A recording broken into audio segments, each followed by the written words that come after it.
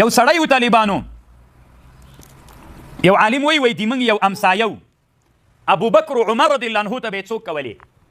کنځاوې به یې کولې هر وخت به ابو بکر صدیق عمر رضی الله عنه ته کنځاوې کولې یو ورځ دغه سړی خوب ویني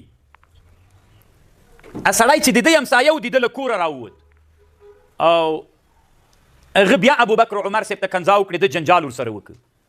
چې جنجال یې ورسره وکړه دواړو خپل منځ کې ډېر اوږد جنجال وکړه دی خفه لاړ کور ته ویده سو ماخوستان ډوډۍ یې مو نه خوړله کله چې ویده سو خوب ویني رسول صلی الله علیه وسلم ورته په خوب کې راغی رسول الله صلی الله علیه وسلم ورته ویلې وایي ولې غمجن یې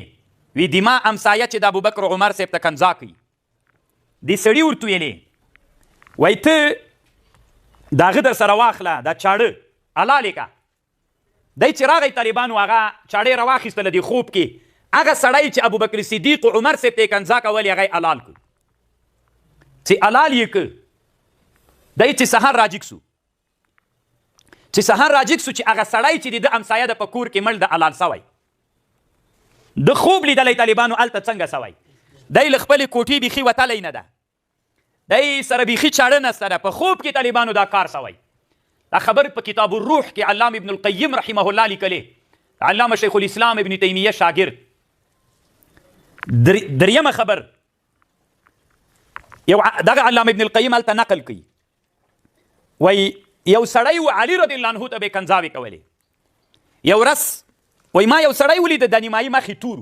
وایي ما ورته ویلې راته ووایه دا مخ دې ولې نیمایي توره اوښتی وایي نه یې راته ویلې مجبور مې که چونکې ملګری مې وایي ما ته یې ویلې چې ما چاته نه دي ویلي خو تا ته دا حال وایم مل راته ووایه وایي ما به هر وخت علي صاحب پسې بد ویلې یو ورځ ویده سوم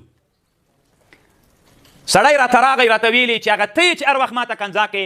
مل و وی په څاپېړه یې ووهلم طالبانو سهار ته چې راجګ سومه دا مخ مې تر اوسه تک تور ده کله چا دا سړی ولیده چې ورته راغی نو چونکې د خوب یو بل عالم ده عالم د مثال ده د هغې مسائل په دې عالم مه تطبیقوه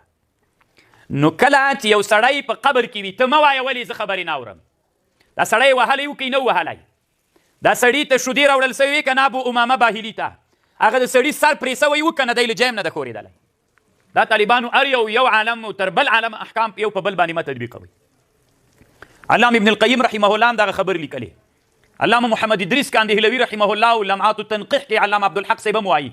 د یو عالم احکام په بل عالم باندې مه تطبیقوی عذاب القبر د ټول اهل سنه والجماعت عقیده ده چې دا څوک ده دا ثابت ده او شته